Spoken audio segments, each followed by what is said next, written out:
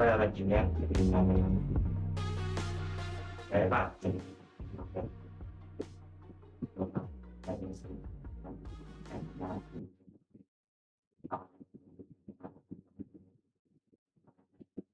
uh,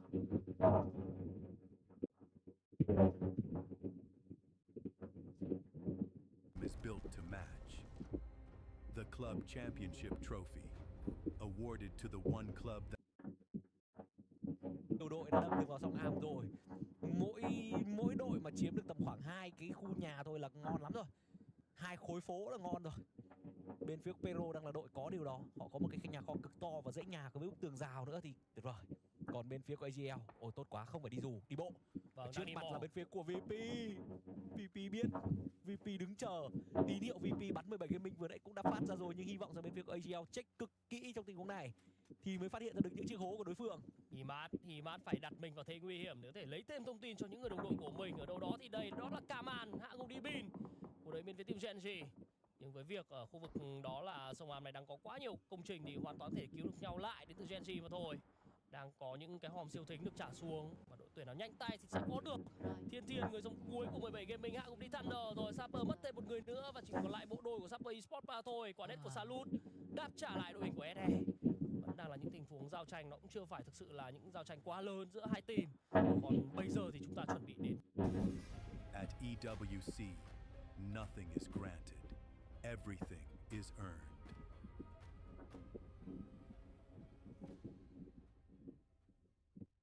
Streamers, you can earn rewards just for streaming the Esports World Cup.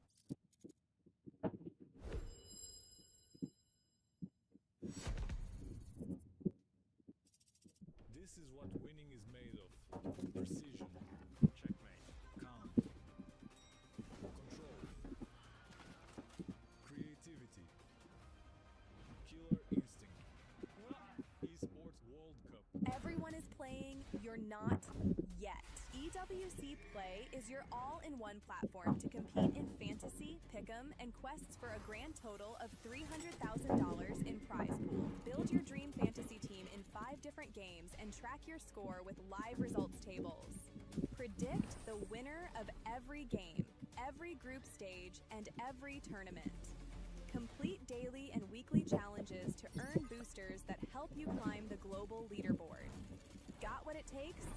Join EWC Play now.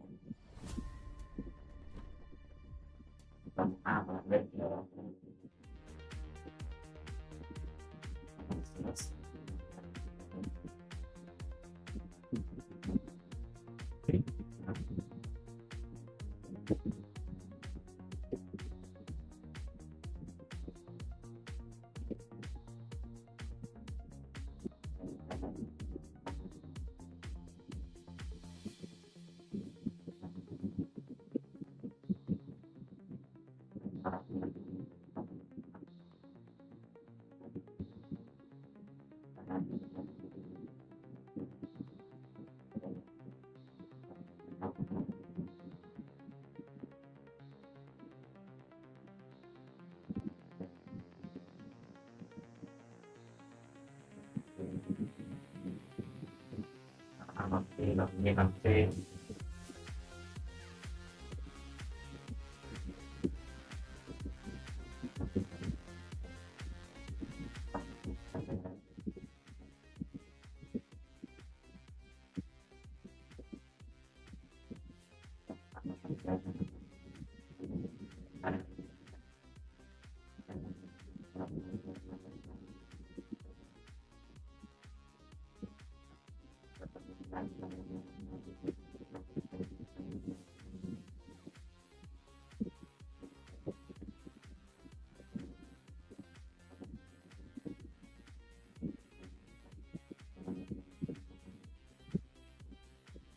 lại đã sửa đổi tôi khá là có tận tôi check qua tôi rồi thì cái video có nhưng mà cái này gì thì mình nữa thôi.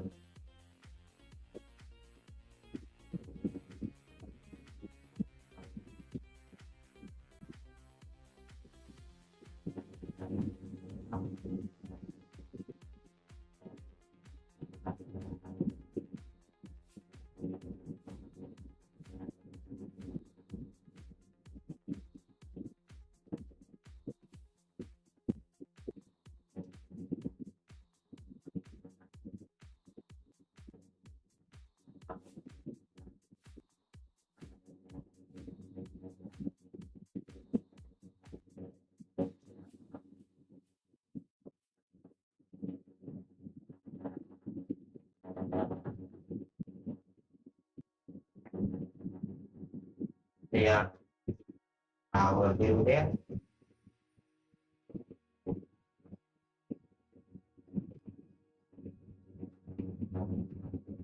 để vào ác được rồi được 7 ghi mắc tật 7 ghi luôn đùa đùa với 7 ghi là cái điều phải là điều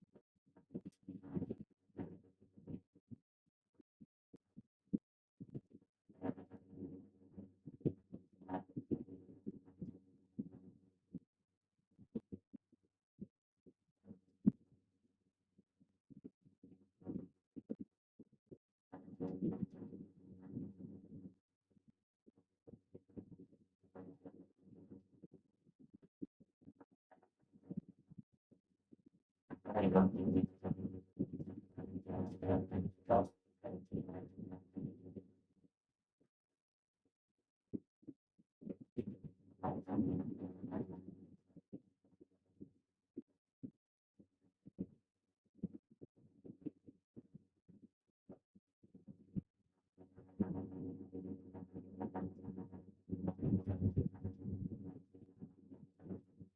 hiện trường sẽ bắt đầu cho đọc chữ ký khách quan 6 phút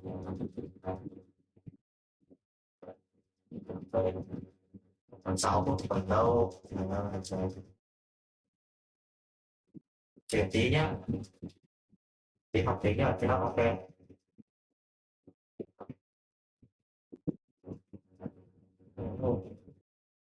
rồi bạn vừa đâu thì không cao 思う có là tí thì ta không có còn đấy là thầy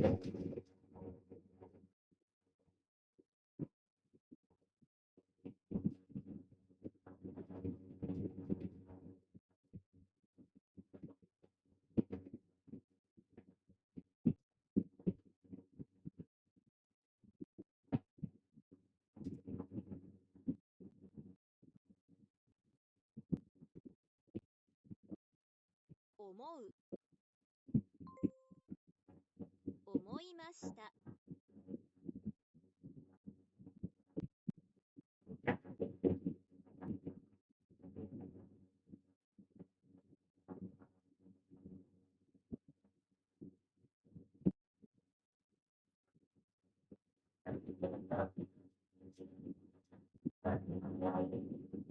思いました rồi master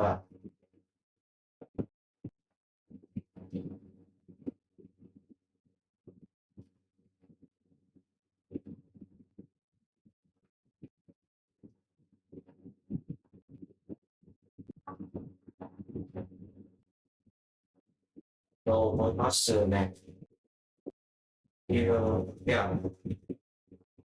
今日は志保さんの家に行くと思います đồ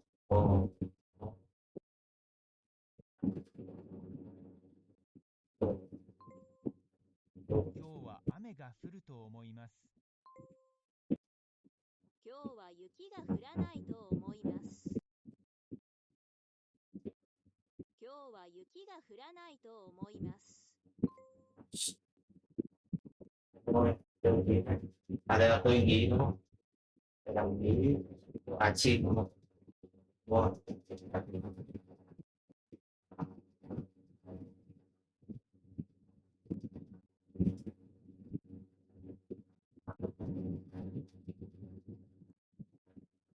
Ừ.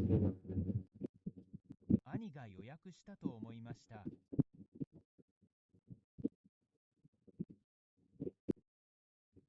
兄が予約したと思いました。どお思いました。今日は雪が降ると思いません。ゆりかさんは京都に行ったことがあると思いました。思いました。Bây giờ Eureka tới Trung Quốc. Eureka rồi. Tôi ra để sau cùng.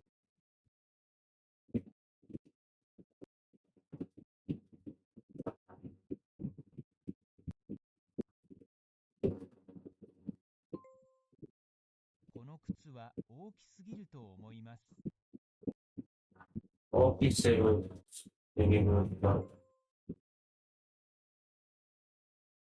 I don't want.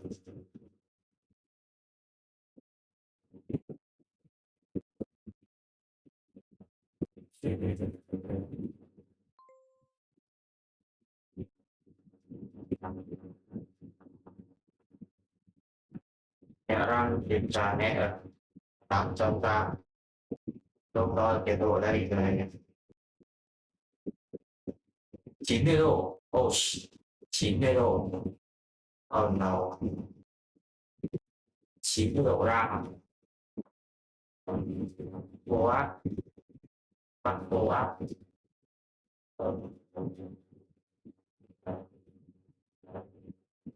đi về đây, adesso không xuất hiện đâu. どれが私の絵だと思いますか？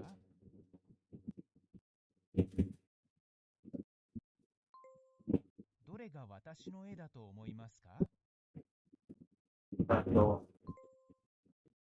あの人が新しい先生だと思います。思います。多分là có thể多分そうと思います。多分あの人がマナさんの新しい恋人だと思います。恋人だと思います。多分người đó新しい先生が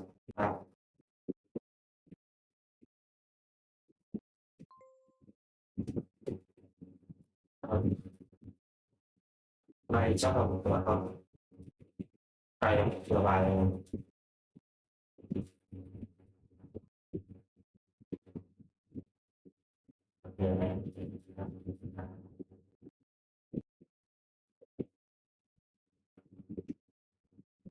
này chắc biết bài là gì ở đây đi là bài 今日は志保さんの家に行くと思います。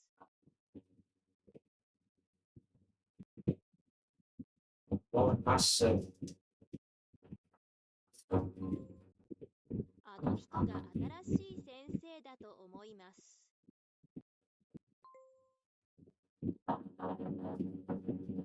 Ô sinh 58,6 qua từ 8 câu lát quay cưng để bắt đầu vào trận đấu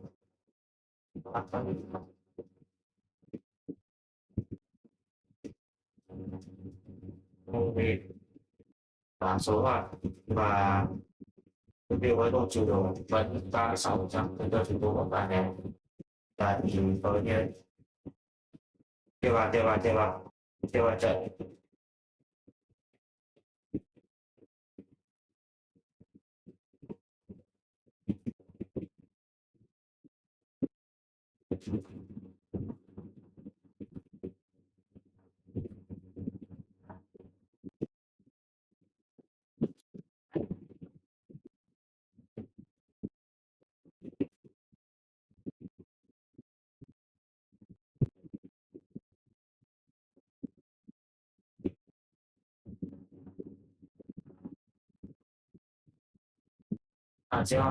chưa có thông báo của video để điều cho làm một là về cái số họ thì mình rồi mình chắc là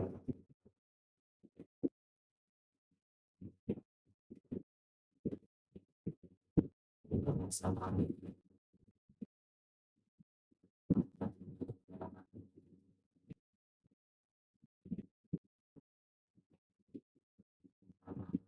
này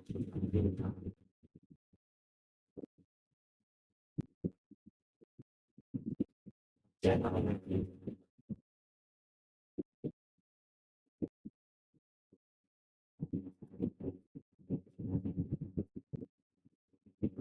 phù hợp với bài này thì rồi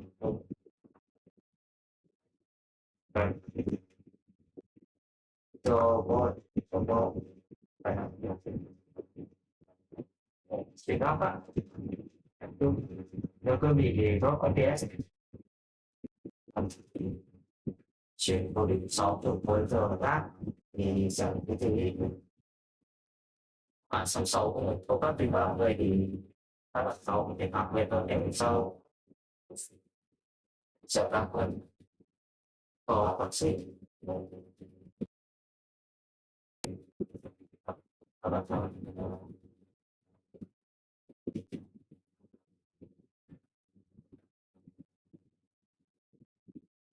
bạn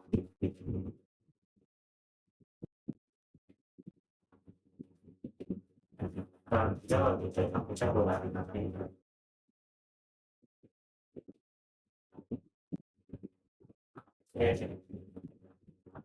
học về thì bạn sẽ học có đang chạy thì chỉnh cái thôi rồi chịu rồi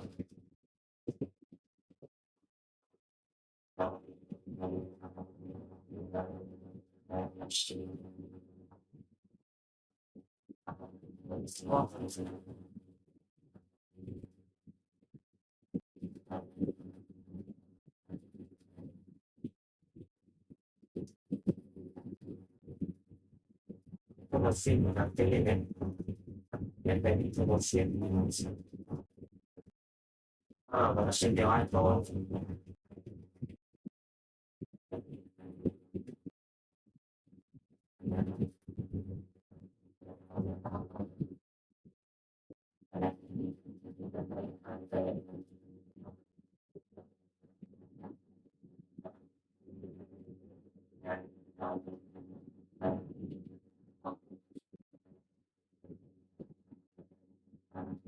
sáu trăm một đến 600 được không bản tin này đến dịp mà lâu lắm kiểu một trận ít một lần qua đây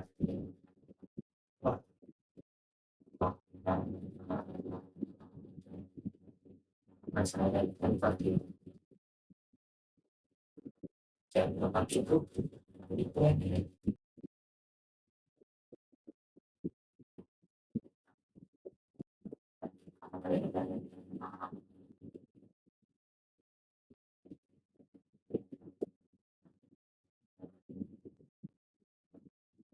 sau bên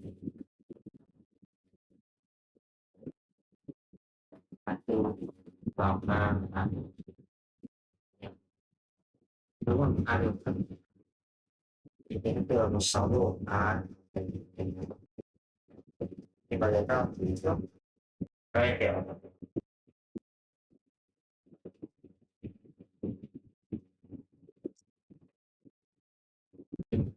thêm một cái kiểm tra còn chưa vào 見ていいと思います。私は寿司は美味しいと思います。美味しいと思います。日本語は難しいと思いますか？と思いますが、ますか？そのアニメはとても面白かったと思いました。そのアニメはとても面白かったと思いました。面白かった。そのアニメはとても面白かったと思いました。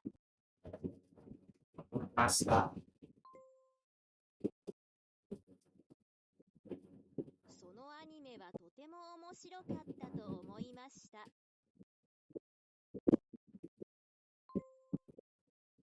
留学したいと思いました。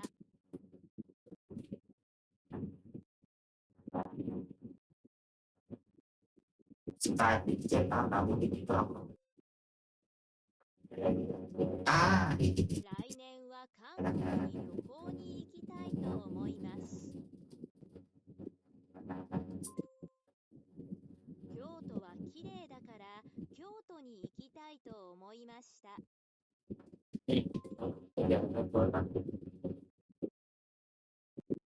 結構は、ちょっとやめても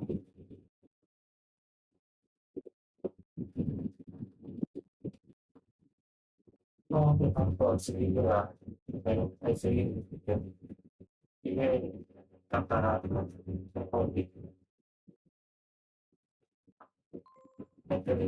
したいとで、なんだ、なんと、ひらがなは簡単だと思います。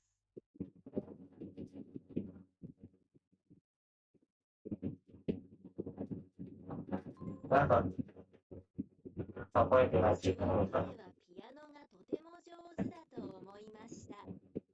就有些朋友有时候，那个，他会包括这个，他包括几个了，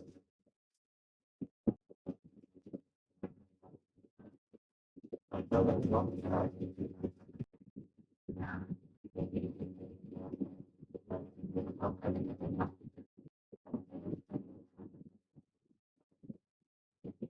私は彼はピアノがとても上手だと思いました。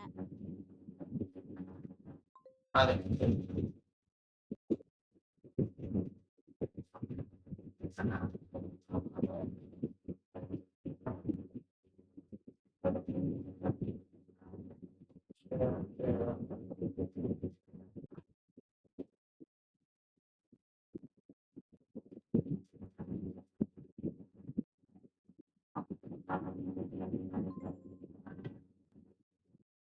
这个我发现，日本語は簡単だと思いません。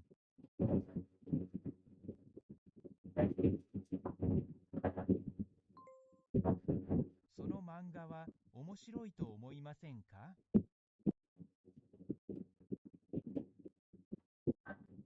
その漫画は面白いと思いませんか？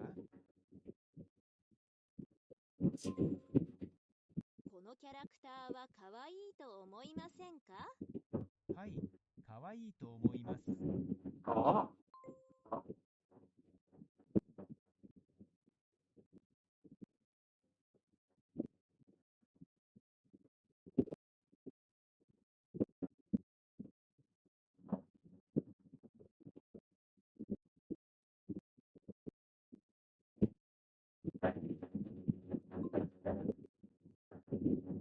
啊，私は彼はピアノがとても上手だと思いました。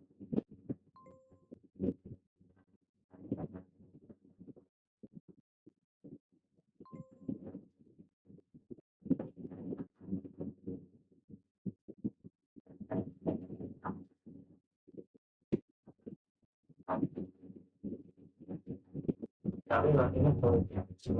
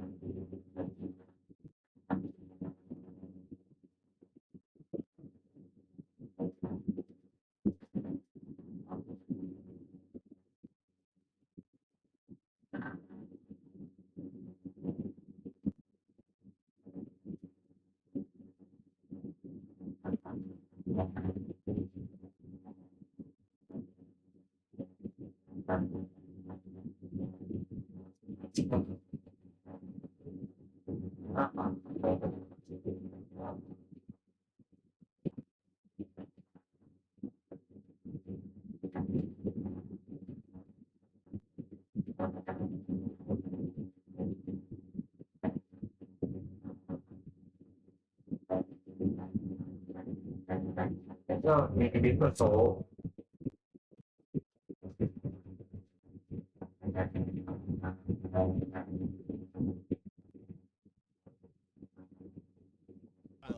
But unfortunately, we are not represented in that one.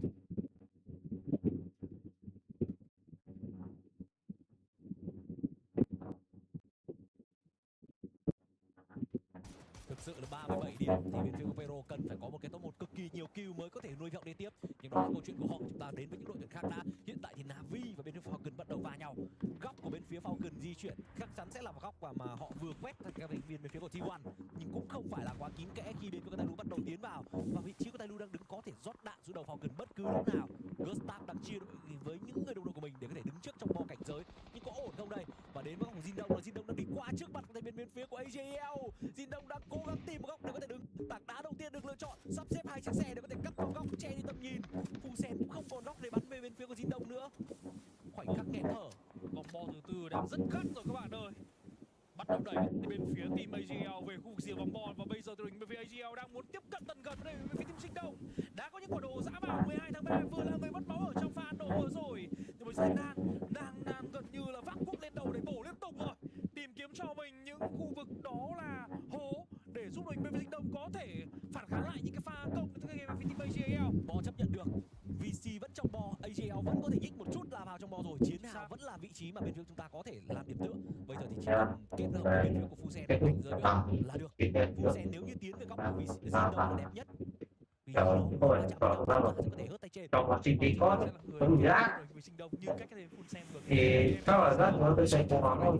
Cũng đang liên tục đi bo rồi. Cánh thi đấu này là cánh thi đấu tương đối thoáng dành về phía team Falcon, nhưng họ có cho mình rất nhiều xác xe để có thể đem về cho mình một cái backup. Chưa kể là có cả nhà cơ. Vị trí có Sau bây giờ làm sao quá mới nhiều cối để có thể bắn ở trong pha như này, và lại là cối để ra tình huống tấn động vào đi Keiko, động vào đi điên rồi. Vâng, hai viên cối, hai góc khác nhau nhưng vẫn có pha động vào, và sau đó là Lee cũng đâu đi kickstart. Vâng, ăn miếng trả miếng, nhưng bây giờ rồi bên team Falcon liệu rằng họ muốn công không đây? Lợi thế là có, nhưng phía này tình huống tấn đang bị bắn, tình huống tấn đang không thể làm gì được và chỉ có thể đổ lại để cứu lại cái đội kickstart mà thôi, không thể đem về điểm kill dành cho bên phía team Falcon. Nhưng ít nhất rằng Falcon có thể knock 2 bằng tình huống có thể nói là vô cùng xuất sắc của nhà toán học Tingleton. Thì bây giờ anh ta có cơ hội để cứu lại người đồng đội của mình cho đến siêu cối rồi nè. tiến vào. Thì Cũng đã cứu được xong người của mình rồi, và tình đến huống tuần này là sau rồi hết trơn. bên phía của Tailu cũng biết được rằng đối phương đang ở đâu, vì cái hố đó chính là họ bắn ra. Bắt buộc phải chơi Tailu, bởi vì đây cũng sẽ là cơ hội cuối co ở trong ngày hôm nay. Tailu nếu không làm thì không bao giờ họ có thể làm nữa. Trong đó tích cơ vừa rồi nhanh nhàng DN Super đó là Heaven, và sau đó DY là người confirm và điểm kill đến từ Genji, chứ không phải dành cho Full Sen. Và bây giờ bên phía team Quân đã ngược lại những quả đồ được trả ra đến từ bên phía team Tailu. Sau đó thì Super Esports không còn ai nữa cả, dây đai nằm xuống hậu xung quanh chàng. Phút rồi. Điểm kill tiếp theo dành với team Full Sen rồi. Full Sen đã có cho mình đó là 4 Chị điểm. Vẫn là những quả pháo cối bắn ra, nhưng có vẻ như bên phía của Tailu đang đào thêm hố cho bên Falcon thì phải. Falcon đang có một hướng để có thể di chuyển rộng hơn, và nhưng ở gần họ thì cũng đã có bên phía của Pero. Of course, going through the play-ins is big enough. He's representing Atletico Madrid. He's the only player. Vẫn chưa bắt đầu chưa. Tingleton có thể nói là vô cùng xuất sắc với 4 kill, một mình anh ta mang 14 kill cho những chim sạch. Và trong khi đó thì bên phía team Full Sen vẫn chưa ngừng lại những cái tình huống đem về cho mình điểm kill. Gilmin vừa bị knock out rồi, cái pha thiếu này nào cố gắng bắn Gustav, nhưng Gustav không thể làm gì được, bị phản ngược lại sát thương đến từ cái tên Delwin. Và chúng ta vẫn có thể ngắm về cái tên bên phía bớt ngủ đang mà. Trong đó Tailu đang cố gắng cứu Và lại. sẽ nghe được nhiều quá. Tailu không còn nhiều, vâng, bom Blue Zone đang tới. Chỉ vậy là sao Gilmin sẽ an toàn thôi, nhưng quả đấy thì sao đây? Vẫn là ổn dành cho có video mà rồi quá test test nó cũng xem đến từ đội bên phía team TN Super, nhưng sau đó Tailu không còn ai nữa cả. Top 11 của Tailu và đây cũng sẽ là kết thúc cuộc trình của họ tại eSports World Cup 2026 lần này. Và câu chuyện sẽ vẫn còn tiếp tục. Chúng ta đến với góc máy từ bên đội của VC cũng như là DN Super và cả Fusen nữa. Một góc thi đấu với cả ba đội cùng một lúc. Bên phía của Fusen vừa ném ra 4 quả blue zone nhưng không thể nào quét sạch được bên với DN Super. Góc thi đấu vẫn còn vô cùng hỗn loạn. PC DN Super bằng phản công với những quả đồ của mình. Rex knock out đi được Tiger. Fusen cũng đã còn những người đang thi đấu và ba người còn của họ vẫn đang ném đồ lên đối phương và thậm chí là Thanaro với một quả MG3 trên tay sẵn sàng đứng lên để có thể trả đam rồi. Đã có một điểm knock out khi bên phía của Tiger cũng đang phải gục xuống nhưng có vẻ như bên phía của DN Super cũng chỉ còn hai người thôi, một người cực kỳ yếu máu. Và lần này đến lượt ngày mai mình sẽ xử lý cái vấn đề về hạ gục đối phương. về report về report hơn nhé. Va chạm như thế Chứ này. thật sự là mình đang có một số vấn đề. Kết thúc lại đó là 61 điểm dành cho ACL. Vừa rồi những điểm kill dành cho Top 5 rồi. mình. Có thể thấy rằng các bên phía Thì tôi sắp chết rồi. lại ở trong vòng bò này với chỉ còn lại cho mình đôi ba trước đó tài còn đã bị con phòng. Đức Mỹ, đó là bộ đồ gì Đức Mỹ. Flat Ticker đã nằm xuống rồi. Và đội bên phía team Fusen cũng chỉ còn lại một ở trong pha thiếu này và quả đấy được trả ra nhưng vẫn chưa tới với anh thằng Thanadon. Chỉ còn lại một cái Thanadon mà thôi. Xe nổ lật thẳng vào Thanadon thì sao? Và chúng ta vẫn đang mong điều đó. Nhưng bây giờ vòng bò sẽ tới. Vấn đề chỉ còn là thời gian dành cho Thanadon mà thôi. Đồ dã vào đội bên phía team The Vicious. Còn đối với đang xe thì rồi Còn lại Thanadon và chúng ta sẽ băm smoke luôn ở trong pha thiếu này. Đối phương đang nằm nhưng đó không đang đẩy thẳng lên luôn và Simon D kết thúc với Thanadon. Tiếp theo sẽ là top 8 dành cho Fusen. câu hỏi 6 này chung kết. Chỉ còn 7 team thi đấu thôi và rõ ràng rằng góc thi đấu VC cũng sẽ cần phải bước tiếp. Chúng ta sẽ cần nhưng góc máy lại lia về bên phía của Falcon. Phải là câu hỏi 6 nhé. Ra người ta còn VC trận đấu với tầm xa với cửa VC. VC này trong cái hiện tại sẽ phải cần cực kỳ nhiều cũng sẽ rất là khó. Jin Đông đã bắt đầu ép về gần phía chân đồi rồi. Ngay phía dưới chân đồi của VC thôi thì Jin Đông đã tiếp cận lại gần. Và bây giờ thì các thành viên bên phía của Falcon có đủ góc để nhìn thấy tất cả Pero cũng như vậy. 12/12 gục xuống. Và bây giờ thì liệu rằng có thể kiếm được điểm kill không đây? Tranh thủ kiếm điểm kill là tốt đến từ bên của VC nhưng chưa được. Jin Đông vẫn đang nốc người. Xì thì đang còn ngày mai nữa. Tranh thủ cực kỳ tốt. Nan knock out. Đã còn ngày mai nữa thì phải. Pero cũng như là Falcon đang muốn sâu xé cái mạng hạ gục đó. Nhưng Falcon khó hơn rất nhiều. Tiếng bắn vừa rồi đến từ I26V6 pha bắn chỉ vào đến từ cái tên của anh chàng bên phía Pero. Nhưng đó cũng sẽ là nỗ lực phi thường còn lại đến đội bên phía chưa. Thì họ phải đem về trong cái top 1 cơ. Pero đang quá thiếu điểm thì hiện tại Đức Mỹ không thể vào bò được điểm kêu gọi tên đội bên phía team Falcon Gustav và sẽ chỉ còn lại một mình cái tên Gustav. Và VC của đẩy sang cứu lại cái đội cái như là thời là an toàn dành bộ đội team Falcon. Trong đó phía bên này thì Navi vẫn đang liên tục một thế trận băng người ra và đây sẽ là quả hết nó khiến cho phía bên kia EI66 mất đưa cho mình 1/3 cây máu. còn hai đấu Đến từ bên phía của Navi vẫn sẽ được còn hai thằng GC còn hai thằng nữa đầy đủ 4 thành viên và không phải thi đấu quá nhiều từ góc khu vực nhà. thì ngày mai còn mấy trận thôi. Ga Esports Ga Esports KTE bên kia còn đấu còn đấu ngày mai nữa là tôi vẫn có muốn đem về trong điểm kill rồi. Đây là một pha thi đấu mà gần như đã quét sạch đi đội bên phía team Tailu đã rất cố gắng nhưng cuối cùng thì cái câu chuyện của họ gần như đã kết thúc rồi. 43 điểm là không thể làm gì được nữa đến từ bên phía team Tailu là đội tuyển ở khu bảng A. Ở phía này thì vâng, tinh cổ tơn một tiếng chơi cảm tử rồi. Có C4 bắn bắt thả mình lên xe và quả C4 này sẽ dành cho đội tuyển nào đây? Khả năng cao sẽ là bên phía Pero hay không đây? Vẫn đang di chuyển tiếp và nó được thả trôi rồi thì phải. Và coi như bây giờ thì chạy không kịp đến từ E6V6. ES6 phút rồi. Những điểm kêu gọi tên vị trí bên phía team Nam mẹ và những quả đồ đến từ bên phía của Falcon vẫn tiếp tục bay đến. Lần này nó chui ra hồ. Gustav đâu? Hai con chim ưng còn sống thì nó quá kinh khủng. Thì 9 điểm kill thì 3 cho Gustav và 6 cho Tinkerton. Nếu như bên phía của Gustav confirm hết thì là sẽ là 5-6. Cực kỳ kinh khủng. Và đây mới chỉ là hai người thôi. Chu Menami đến bên phía team Falcon. Gustav là bản mới, một tuyển thủ chúng ta đã quá quen thuộc rồi, đã từng thi đấu cho màu áo đội bên phía team Đan Mạch. Và bây giờ thì hãy cùng xem thì Gustav nào sẽ thêm được bao nhiêu điểm kill nữa đây. Phía bên kia bên phía team Pero, họ chỉ biết làm đó mà thôi, không thể nào làm gì được khác. Khi người cuối cùng đó là Củi Mốt đang ở quá xa và chúng ta đang có tiếng 1v1 giữa vị trí của Pau cùng đó là Cùi. Người quán cover sẽ ở phía đằng sau lưng. Vicious chiến đấu không thể di chuyển nổi ở trong làn smoke. Pau có một khẩu P90 còn sai thành chiến đấu quá hay là vì chưa để cho chúng nó các bạn cao phần trăm con gọi là thu hút sự chú ý dành đối phương để Pau có thể di chuyển. Sao đang bò lại gần sau lưng của Pero rồi này. Phát ra quá nhiều tiếng động từ cùi 71 nhưng điểm kill lại thuộc về các thành viên bên Falcon. Và một lần nữa 2 kill bên phía của Falcon bị knock out Gustav.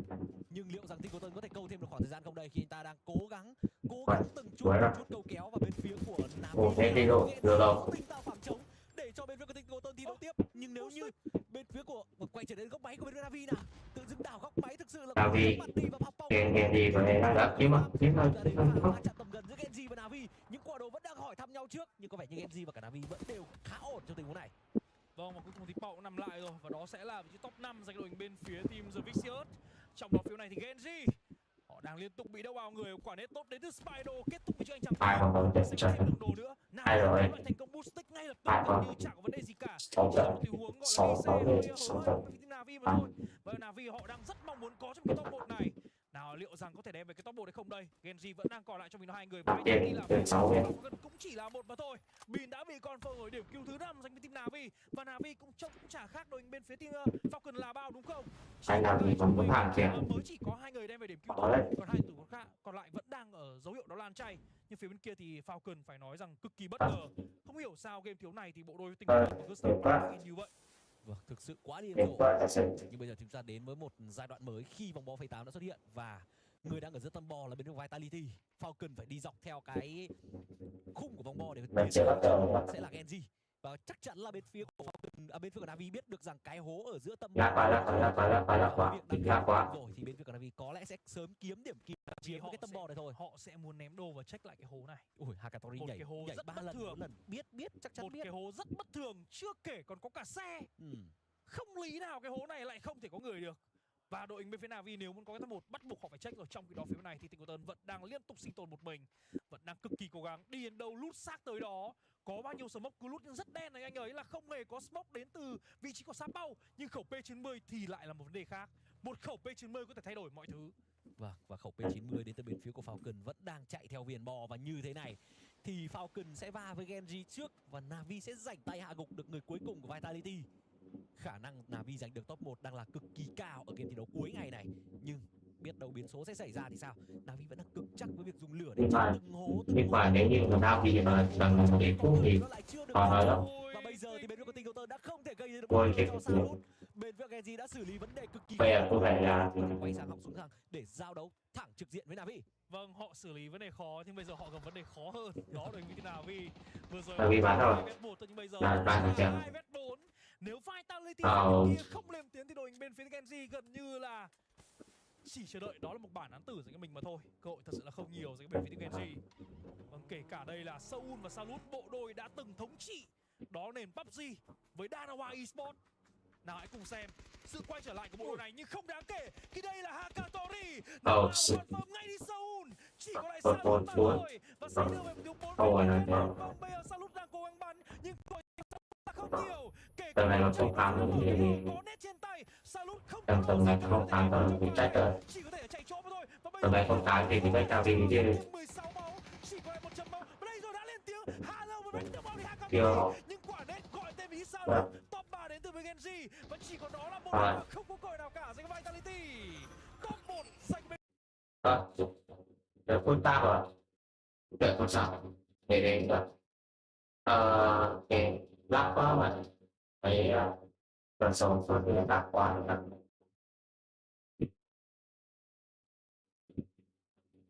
Nó được lắc quá rồi.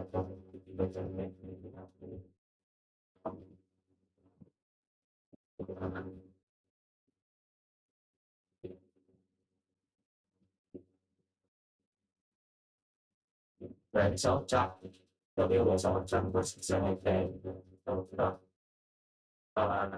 để người ta đi cũng chắc là nó có thể được đâu không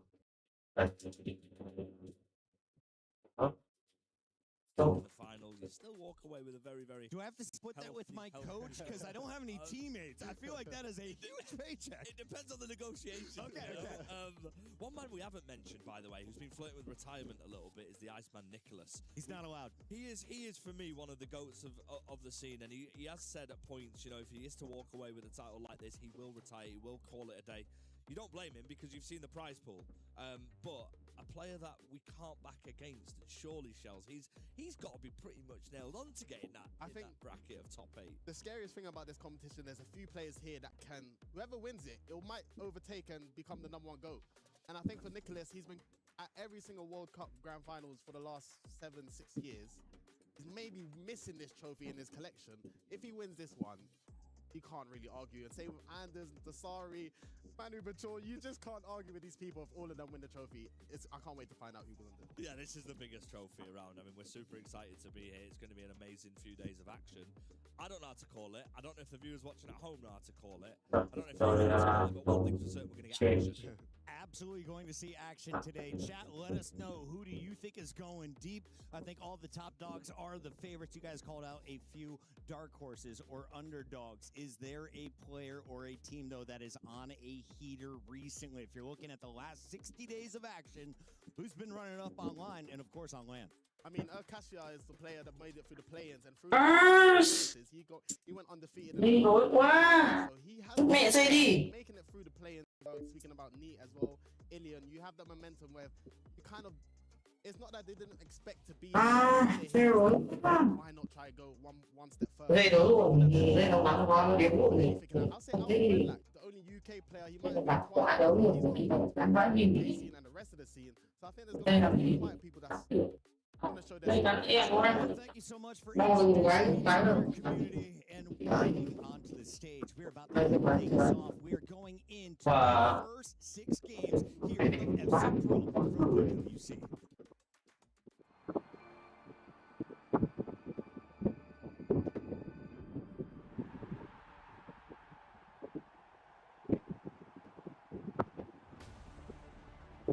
Đây ta xin chữ thực tế nó có sẵn đi không?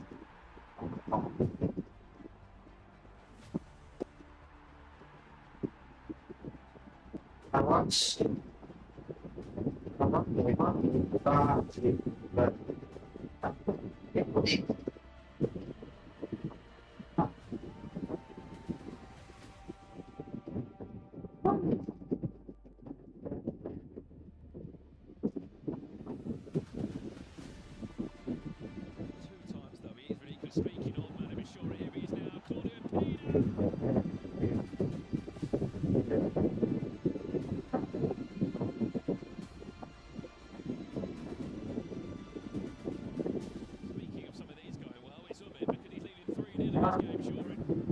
What did I say before, Brandon? It's just these triggered runs in through centre midfield. They're so difficult to defend. Without even scoring a single goal against them. Watch almost. Okay. Very good defending from Alright. Man who's going to look to hold this last attack here, Brandon. I would say you do not want to go in half-time 4-0 down. Obviously, Alex, thanks for that. There's one. À, chơi. Từ đây, chơi đá. Swembre Yilmaz does is Umits. 5-2, he leads now against Manu.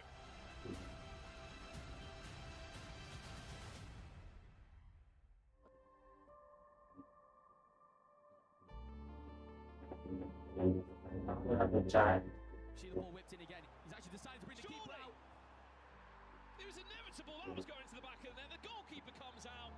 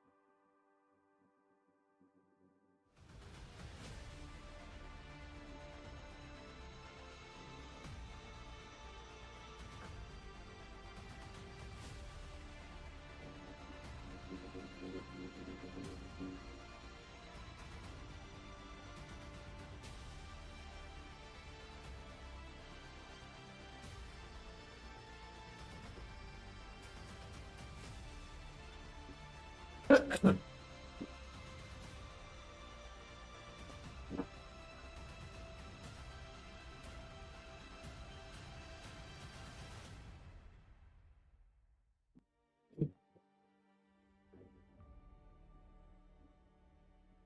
mày đang ngồi tại chỗ rồi. Of 5 days of the Mày lạc EWC quá. action, the biggest ticket of the season, the biggest moment for a lot of these players Lạc in their quá. careers. He knows it only too well.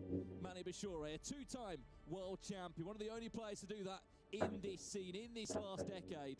What a talent, what a final it was last year in Saudi Arabia. Now we're here in Paris. Brandon Smith and Jaime Alvarez, you'll know him as Gravis. So Grav, this is the start of these players' journeys across the next 5 days.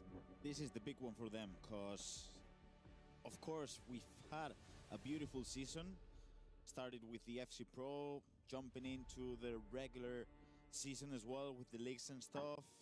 Then we ended up things with the Champions League, but everything has come down to this. Just 5 days of FC 26 to crown the world champion. And I'm buzzing, Brandon, because I can see so many storylines. I can see Manu being a back-to-back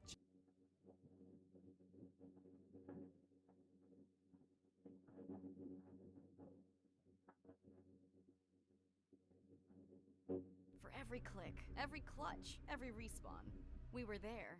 Now, the proud founding partner of EWC, powering the biggest event.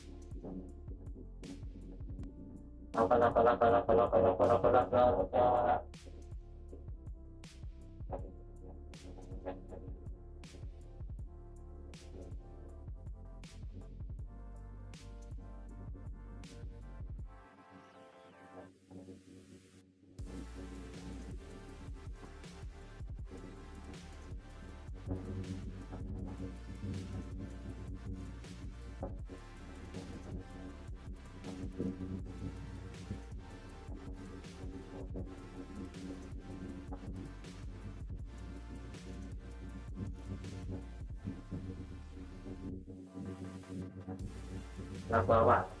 Toàn bộ tôi chắc sợ không dùng nhiều, nhưng mà tôi dùng tới 90% rồi. Khá lắc các bạn. Xịn lắm.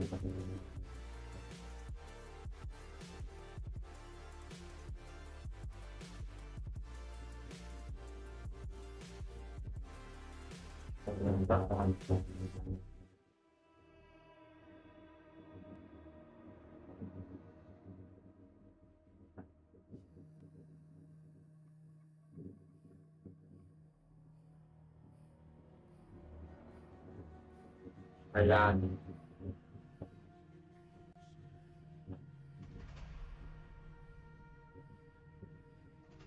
Thái Lan là ai là làm sạch. We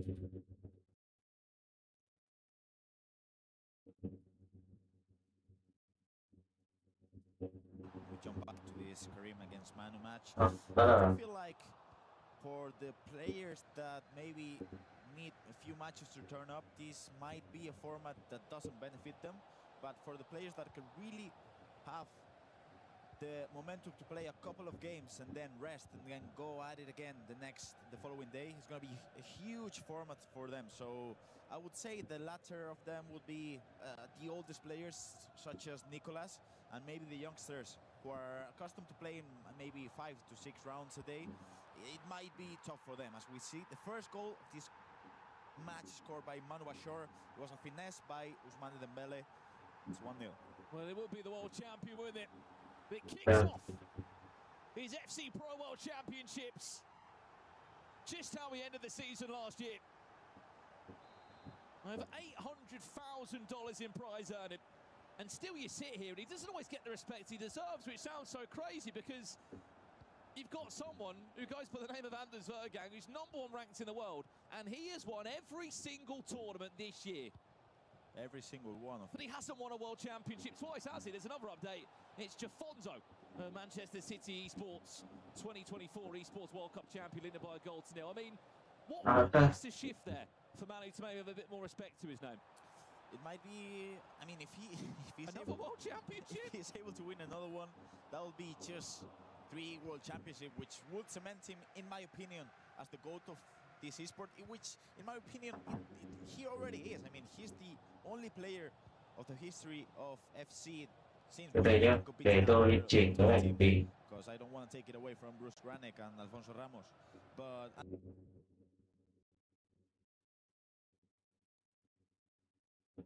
under this new format, he's the only guy that did it twice. So in my books, he's the GOAT, but 3 times, that would be too much, Brandon. You just saw Luke Weideveld there playing in his first ever FC Pro World Championships. It is worth noting that 12 of the 36 players are playing in their first ever World Championship. Regardless of the result that happens there, Grav, you've had the taste of being there. Unfortunately, the EU got there as well. It was cancelled, but still, how does it feel for these players to just know that you are amongst the best 36 in the world? All the hard work this season, no matter you got there via an FC Pro Partner League or maybe the FC Pro Open, you're there and you're counted as part of the best in the world. I feel like when you're here, as we just see, goal scored by Jude Bellingham. Man rồi phát hồi đầu và để vậy thì có thể là hoặc nếu trong 4 năm tập luyện phải là their confidence is going to be so high because it is really hard to qualify for a world championship. Là rất thì các bạn nếu mà trong mình là gì thì đó các bạn xem những game chính thức tại vì người ta không buồn rồi mà cái điện thoại số là mình điện thoại là mình kéo hay là kéo so your confidence has to be so high up. Thế sau lại video của đội thì lại lại video của các bạn thôi lại chúng ta xem cho Previously there was 8, there was 4 before. I think the year before last year there was 8 the year before when Anders Vergang became 10 spots for players to still have the chance to get there, Grab. There's a lot of tickets. It's a lot, but you had to push a lot because you had to push throughout the whole weekend of LCQ and play-ins, and you had to win so many matches to do it. So not only that, but because some players qualified in the FC Pro format, and that was 6 months ago. Another ones qualified through the league. Streets. Manuel. The world champion is looking quite like a world champion at the moment, isn't he? Round 1 he's having. Wow, it just seems like this man, when he turns up at the world championship, he's unstoppable. I mean, 3 goals in just 15 minutes. One player we saw score as well, brief in the replay. First time at a World Championships, Nasada. We had the pleasure of watching him in the Club Championship and the Virtual Bundesliga 1v1 individual season. One thing we've become accustomed to with him this season is that he loves the 4-4-2. Maybe not anymore, but he will score goals. And as it stands, he's actually against Nasada in 24 minutes in that. We'll just give an update to people at home that are trying to follow what is going on. There are 36 players competing. Another update comes through here. That's Nicholas against MVP. The 6 games that are currently underway right now are against Hezers, Jafonzo against Small, Defenders Levi David, Virgil Nasada, RVP Legend against Nicholas. And this game here, Manu Bashore against Karim is back. If you are following a certain individual player, I can see the chat in front of me right now. Let us know who you are supporting across the next 3 days. There's a lot of FC to get through now, but there's going to be a lot of goals that go in across the next 3 days as we see Virgil's equaliser there. We are going to see so many goals. This point of the game with 4 they're going to be unstoppable in the offense. So 3 goals in 20 minutes, and we will see in my Tại vì tụi em làm đây the mình offense đâu quá prevalent against the defense of these teams.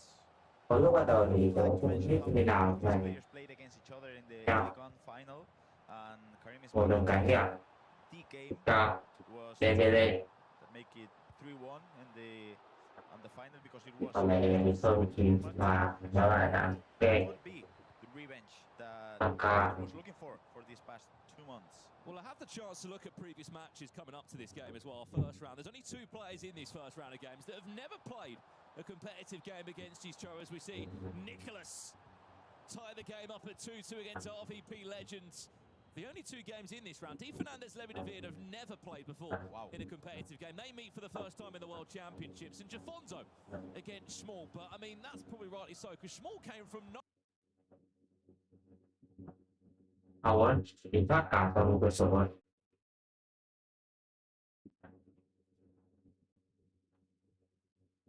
At a league, which is not easy, but if you get the chance to play at La Liga, at Italy, the Helicon, at the Premier League, you could make it into a World Championship. Wow! There's Sama! Ho, ho, ho! There's going to be a lot of talk about her across the next 5 days. The Barcelona winger. Salma, once again, I mean, she was the hero in the last chance qualifier, wasn't she? We saw in the play-ins, and there's no surprise that a lot of the players that were already in the World Championships grabbed her, looked around what was being used in Paris just over a week ago. And why wouldn't you put half the players in the team, such as Nazareth in there as well? Kika Nazareth, she'll be leading the line for a lot of players. Spoke to Anders Vergang yesterday, and Manny Bishoy, they're both in agreement that that is the striker to use as he scores another one. And he is 4-1 up now. It's just the nó phải combination rất hợp of lý the body type, the là accelerator cái type, này cái này thì dễ tôi thì dễ sắp thì nữa người thì tên đó không biết tiền đâu cả thì trên phải thì sẽ có nhà cảnh sự và này đây có ai ai The front covers, the potential trailers, of course, in the next coming days, and everyone's getting really excited. For these players, how hard is it knowing that we were at E-Champions League in Budapest, end of May? It's nearly about, what, 6 weeks or so that a lot of these players haven't played. Does it favour someone who's come through the last chance qualifier of players like Oberon, as we saw last year? Won the World Championships. They have a little bit more time to play here in Paris and come accustomed to it. I do think it's easier for the players that qualify through the LCQ and play-ins, as you mentioned, Oberon, which means part of the commentators' booth in the ECL, which in did an amazing job. And 3 months later, he's here playing, qualifying, could be World Champions, without a doubt. So I do think even though you can get the practice, is important, and you can play foot champs, and you can play friendlies, and you can even play pro clubs, same as Richard Buckley. It's not the same as getting in here and getting into the competition, and I mean those LCQ matches, they're ruthless. As we just see the replay with Nicholas to make it 3-2 against RBC. 9 World Championships from Nicholas. It is just ridiculous, isn't it? The level of consistency we've seen. Right, here's an update. They've never played before. And Di Fernandez was leading this. Levy has got one back. We heard from Renzo at the top of the show how important this is for Team Liquid and more so Team Falcons, the 2-time club championship winners. There are more points and more prizes and a lot of prize money involved in the Esports World Cup Club Championships. Of course, there are titles across these 7 weeks in Paris. Each of them allow a selection of points to be won. That goes on to a leaderboard. And for esports teams competing in multiple games, man, who probably should have been 5-1 up by the break, there's a lot of extra prize money on the line. Well, as we close out the first half with the final kick of possession, what have you made of Manu so far? I mean, looks pretty simple and very convincing from him. It just feels like a throwback to FC25 in a way in which Manu Bashar, even though he played well throughout the whole season, don't get me wrong, he's a completely different player in here in the World Championship. I feel like he has the rhythm. It's really tough to attack against him because he's so good with player switching, and then when he's building up from the back, he doesn't lose the ball. Phải một đoạn tôi chỉ còn 4 bước và 3 giờ cho tiếp đến chúng tôi tầm 35 thành trận này lâu lắm á và đấu là yêu cầu chúng tôi phải tìm đấu là một ngày trình và cái event This is German levels of Italy. If you don't know what we mean by that, back in the days of what? đây là tầm I want to những say cái con hôm qua 2019, 2020, 2016, 2017. It was Germany that made up the most in terms of competitors at World Championships. This year, mainly because Mattias Pinardo has become Italian, as we've seen in the last vậy như chúng ta đều phải lấy những bóng của xương này những bóng của bên trong phải làm thế nào That's ridiculous. It is cái cho nó ăn chứ That's a good comparison to Germany. trên thế nào cũng tốt The đẹp reason for that grab, I guess, is what? Easter has been good for a few of them. The FC Pro Open with Danny Brito and Hezes has been right there, but also chúng ta chỉ là coming through on the last chance kiểm tra thì Feels like đâu cách xem thì gì they did it all throughout the whole season. I mean, it was FC Pro, as you mentioned, it was DCL, it was everything really. So I do feel like back in the days you would probably think we just Đấy, điểm bom mà score tôi by sẽ có maybe thể the là unlock sprinting as well. I do feel like Spain and Italy were cô xin tôi có in a thể phải similar làm situation in which ổ good nghỉ players, nghỉ but they weren't để được cementing là con themselves không thằng người as ta the đang players chết involved. không phải là chẳng And có Spain has kind Yo. of crumbled under pressure. I mean, we do have need, but that's Quá just it. chiều. And Italy has just gone the other way around, Đây, which is something that tôi về hôm nay thì khả năng tôi suy nghĩ một tuần đến hết tuần này cô vào trong cuộc sống nó đợi về đấy và tôi giặt bình rượu tôi cũng giặt là hết thì đến đây thì tôi You know better than anyone, Grab. It's been a little tôi bit tin of rằng time before we've seen bởi someone vì tôi thì phải là cái việc thì lâu tháng này nhưng mà tôi chắc chắn là bởi vì các sẽ không tôi tôi tôi xin về này đâu biết là thì tôi xin nhé còn vì người làm không người bạn isn't good enough to be fair. ok Talking about semi-finals, quarterfinals, or final, it's been a long rồi time coming. tôi thấy ở những các đội bạn đã It's các chance of bạn hiện tại đang chơi ở đây đều có một mục đích chung là về mặt về vận động thì vận động ở người đá ép ngoài người đá ở ngoài để tấn công vào trong chứ họ không đá thẳng vào trong trường của chị bạn thì đâu người bóng ngoài trận Nicholas starting to turn the tides, I should say. 5-2. He đây leads in là his bóng game. sân And our featured game, which nhiều we'll get back to shortly. It is Manu đây đi 4. ngủ Karim is back tối to nay sẽ đến sớm wow. mai còn dừng thì để dừng We have a comeback. ồ đây bóng điểm I will say I'm a big fan of how he plays. And đá thẳng là nhiều with the các bạn introduction phải 6 trận đang thi đấu bình thường nhưng mà chỉ hay tầm một trận đâu đó thôi để phát sóng xong cho các bạn xem và khi trên các khi có bạn thắng thì sẽ quay lại đến đây điều đó vui lắm vậy trong trận nào có bạn thắng rồi ngày sau tiêu Is that a handshake or fist bump? I'm not too sure. Does it matter? He's leading 4-2.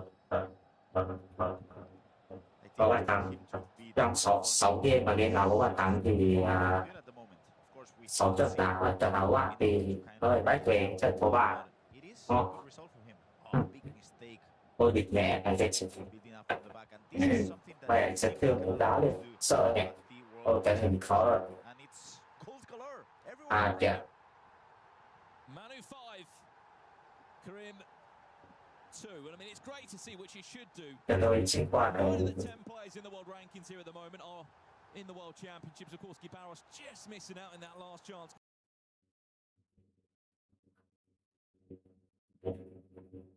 Expect big things of him across the next 5 days, but why not? You're in the room, you're in the conversation. You are here. Just get in the top 24. I would say you only need 2 wins. I mean, we can have the conversation about Cái quả sau it's gonna be sau the thì có minimum thể thảo amount luận of points that you need for the top 20 quả sau rounds. thì phần này We saw in the ECL, và cái 6 chỉ points bằng the là difference should be enough. Maybe 7 points. thôi I don't know. thì sao bằng trong I mean, kia Richard is always a big bằng fan việc of those dark horses. So let's see how Milkalov does. bộ sơ Wow. cái chế Brilliant use of technical by Virgil over there. Yeah, Just yeah, when we thought yeah. it was going to be analog sprinting all day. Hey. He did that goal. With the technical being used. Amazing goal by I mean, chat, you tell us, who do you back to win the World I know Championships that. this week here in Paris? I love See all the that. comments coming through. I know you might be used to a Mystery Nation, but as far as I'm aware, there is no Mystery Nation across these next few days. This is the FC Pro World Championship, the biggest tournament of the season. Check and back there. There are technically 3 parts to this first round. Lasada, Okay. 5-4 up. What a match. Chính What là game that one is. I mean, it's hard to know where to look here, Grab. Nicholas is still leading nhiều with bạn goals này to 2. Schmolk is sau trận 6-2 trận on nào quý nil. bài thì về là sẽ phải sẽ chọn lại. Jesus is cruising by the looks of it. As there's a big chance here. That's going to be an offside. That's the thing with Salma, the accelerate type, of course, lengthy. You got to be so precise when your player is switching, and you got to do it 1 Sau second 3 thôi thì prior to it. cái thứ đó là mình phải đặt khoảng She's just gonna 2 giờ 35 I mean, it's gonna be và an để issue. để cho 1v1. cái đấy là mình cái tại See mình this, no. Game She thôi. doesn't make the best of it. And I will say, I'm a big fan of the way mặc dù điểm Manu punch builds up quả kiểu chúng ta đi World nhé Championships. At tất least cả các mùa thi đấu this year. vào một Really good. This might be tiêu the đề best game of the được first qua round khả that năng we've seen from Virgil and còn được Nasada. Different playstyles, but tại sao không để lúc có bàn để lúc play nhiều cái điểm tôi ở sau đó both on the offense bây giờ mình and không defense as không well. được cái này nhé bởi vì On a pass coming in, maybe we mình can cái catch này our cái breath. cơ hội nhất mình là vì How many goals we've seen so far? I don't want to be on the counter because it's going to certainly get out of hand, isn't it, across the next couple of của rounds. Sierra phải đó sự đó hay phải đó Pulling away, Yeah. RVP led Don't to a send me start that to get one. comeback. Well, the chat want to see Nasada in action, so could we go and check into Nasada if possible? Nasada Virgil. 78 minutes on the clock in còn cái that. test thì tôi sẽ cái này nó không được cái test Spoke, we listen. I would say this is the best match we've seen from round 1. We just see the player lock coming into Dembele, scored. This might be it. This might be. Is that the gap now? Seems like it might be too much for Virgil. What a player lock coming in to Dembele and the low driven to make it 6-4 and maybe. treo tung vào trong cái phần Well, let's speak about the games that are coming up as well. As we said, each round is broken into 3 Three. because there's just that many players. very capture 6 games at a time, 12 players in action. And looking here at the next round of action coming up. There are some big games in there, especially, as we said, Adida against Samu Gamer, Redlat taking on Anders Vergang. Bonanno against Catcher, Oberon, the only player that came through the last chance qualifier, then he made it into the final against Milkalov, the lowest ranked player in the world rankings. Danny Pitbull, who, believe it or not, Grabs, the oldest player in the competition at 28 years of age. Jafonzo has pulled a goal back there. thực ra mình video vẫn nhiều hơn nhưng mà còn hơn nó mượt và sang nó mượt thôi Is there a comeback here? It could happen. We did see a really thì làm cái này thì nó đang điểm thì which allowed Smog to make it 4-6. And we didn't see an offside trap coming in from Smog. And because of that, he was punished. And Jafonso scored the 5th goal. So this might be Claudia Pina. No, Pacho gets the ball back, but Shalanoglu gets it again. And it seems like Jafonso might be on his way to equalize this game. Because at the moment, tiền sẽ kia ra ý là chỉ cần họ có trận chính sau một cái đi looking for the finesse, saved. You can see Smog's not happy with the way he's controlling the game at the moment. Maybe he could change to the 4-5-1, maybe the 4-1-4-1, because at the moment the 4-4-1-1 with the it seems like center. That's not what he's looking for at the moment. 82 minutes on the clock. Jafonso building now. Can he find an equaliser? Yes. He can. Dạ 6 điểm rồi. Điểm này thì 6 điểm rồi. Experience plays a huge factor in here at the FC Pro World Championships. And of course, we have the EWC 24 champion Jafonso, and even though he's not playing a great match, he's playing really good at the moment for the last 20 minutes. First FC Pro World Championship, and you could definitely see the nerves kicking in. I can confirm as well, there is going to be a Mystery Nation for the next couple of days. The FC Pro World Championships, that was the equaliser you just saw again to make it 6-6. And I believe 3 players in this competition are representing that Mystery Nation country. If you know your players, you know your stats. Can confirm it's not Italy though. There's 8 players representing Italy in this year's FC Pro World Championships. What a game! You can see the frustration coming in from small cause. I feel like the tackle was quick enough, but the animation didn't start, so... I mean, we missed the 7th goal, so complete, then Jafondo's made it 7-all. How have we got some full times on the board yet? I believe we... Vậy là 18 đã được 2 trận.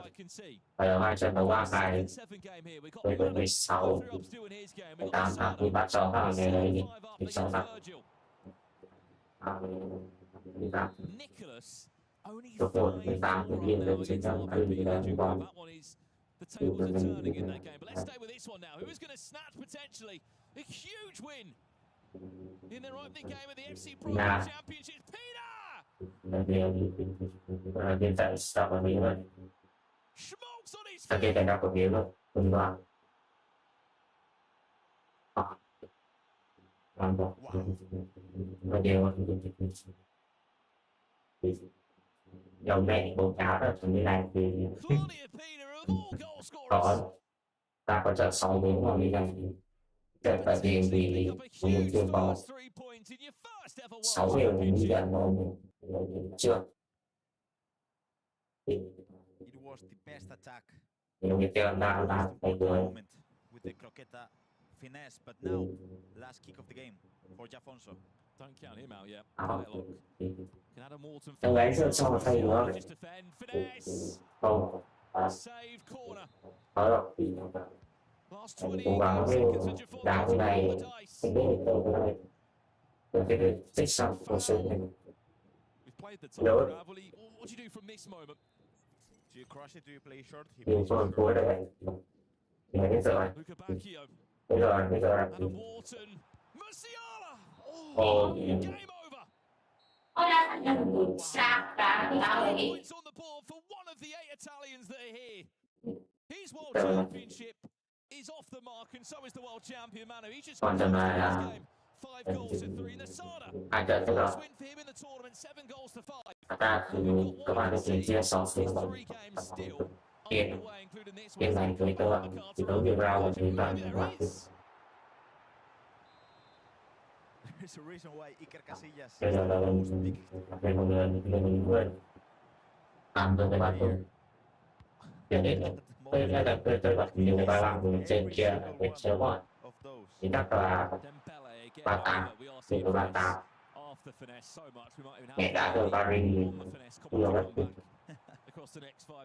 tiếp xong hết được Most of these players will be scoring, and it's such a simple method of scoring, but it's just the angles that thực sự thì chỗ mới đi kêu các bạn chủ lý về giải rất là xinh bởi vì rất nhiều người lý do là tại vì độ xuyên thì lại đồng tiền đấy các bạn nói là làm được việc tiền thì là ví dụ cũng không của thì của Ả Rập xíu đầu tư vào giải nó rất là thương mại hoàng sản và nó cũng về sport washing ấy thì tính các bạn đã suy nghĩ điều gì về sport washing thực ra cái dấu hiệu là nó quá rõ thì là dấu hiệu của sport washing nó là nó Pass coming in, arguably from Nico.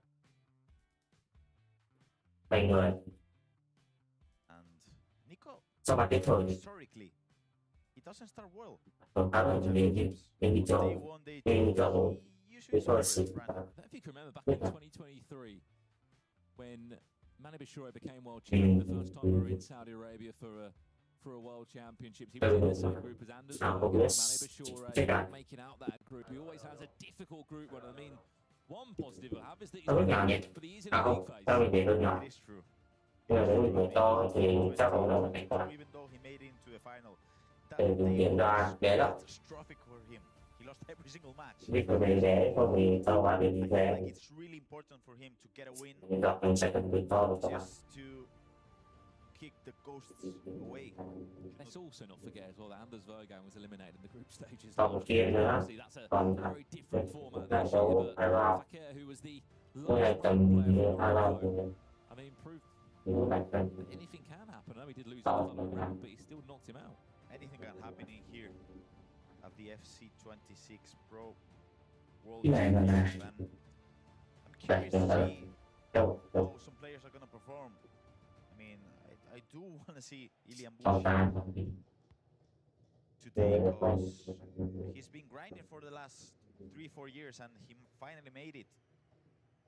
One of the few players that qualified for the first race. In the first ever time they've matched up here, Grant, 14 goals in it so far. Levy was actually trailing in his game on a couple of occasions. What a turnaround from him. I mean, showing the pedigree that we know. Dutch player to mix with. Added timer, just a minute to follow. Dean Fernandez, if he gets it, nothing more than a consolation. That looks like we're going to be off the mark in the right grain of form. Manny with a win. Levy with near enough an exclamation mark result. Great win for Levy. 6 over here. We go at the right time.